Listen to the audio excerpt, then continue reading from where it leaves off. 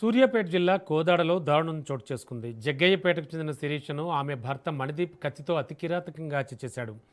7 ఏళ్ల క్రితం ప్రేమ వివాహం చేసుకున్న వీళ్ళిద్దరి మధ్య కొంతకాలంగా కుటుంబ కలహాలు కొనసాగుతున్నట్లు సమాచారం. ఈ నేపథ్యంలో శిరీష పోలీస్ స్టేషన్లో ఫిర్యాదు చేసింది.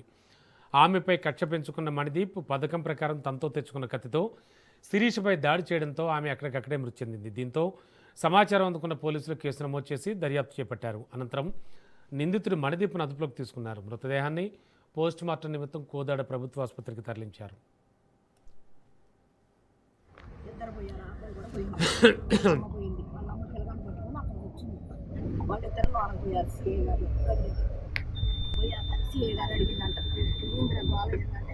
అది రానంటారు కదా, ఏదో చేసుకొని ఏదో చేసుకోవాలి.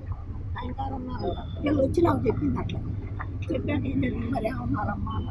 రేపు పొద్దున వచ్చి కేసు పెట్టుకోవాలన్నారమ్మా, వాళ్ళ అమ్మ మీద వాడి మీద కేసు పెట్టమన్నారు సిఐ గారు అని చెప్పాక మరి వాడు అన్నీ ఉంటుంది కదా, మళ్ళీ మనల్ని ఏమన్నా ఇప్పుడు వద్దులే అమ్మా అని కూడా నేను అన్నా.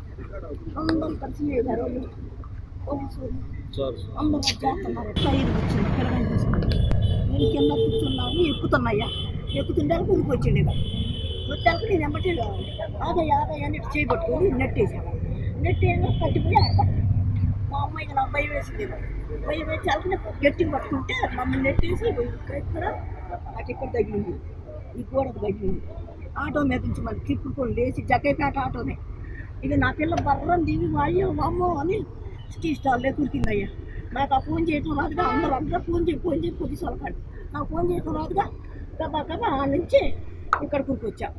అందరూ అన్నారు సార్, అయ్యా నా పిల్లలు చంపుతున్నాయ్యా పోలీస్ స్టేషన్ దగ్గర, అదే టీ స్టాల్ కాడ అయ్యా అని అంటారు.